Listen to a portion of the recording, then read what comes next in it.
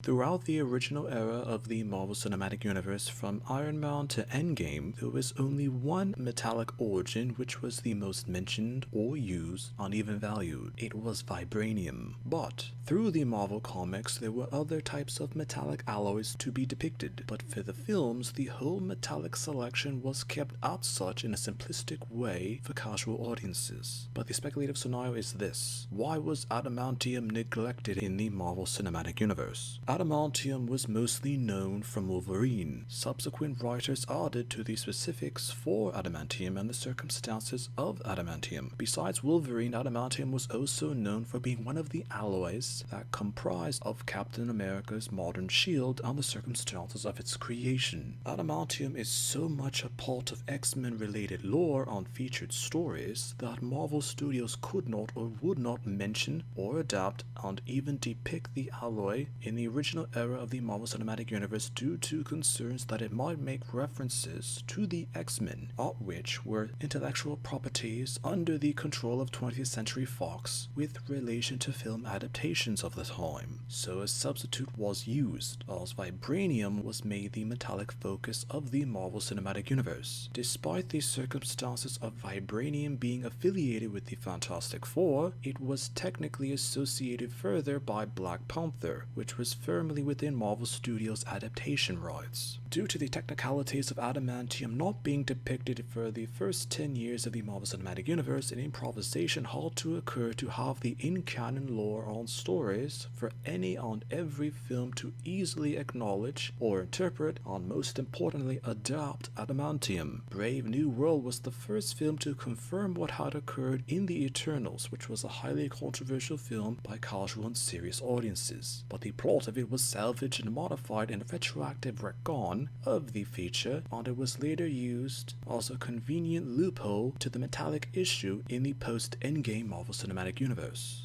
Originally, other plans were being considered in an attempt to introduce the metal to the Marvel Cinematic Universe, but with the Eternals being so dismally received by casual audiences and serious fans of the Marvel Cinematic Universe, it was all but abandoned until screenwriters and producers for Brave New World decided to turn the dead celestial concept into a mineral source to casually and conveniently introduce the metal into the wider scope of the Marvel Cinematic Universe. Sentiment at the time was somewhat mixed. All serious fans of the Marvel Cinematic Universe and serious readers of Marvel Comics would have liked or preferred a somewhat authentic adaptation of Adamantium from the comics to the films. But other aspects with sentiment knew that the Marvel Cinematic Universe couldn't adapt the origins of the metal properly into the films, after being intentionally and specifically ignored for more than a decade from Iron Man to Brave New World.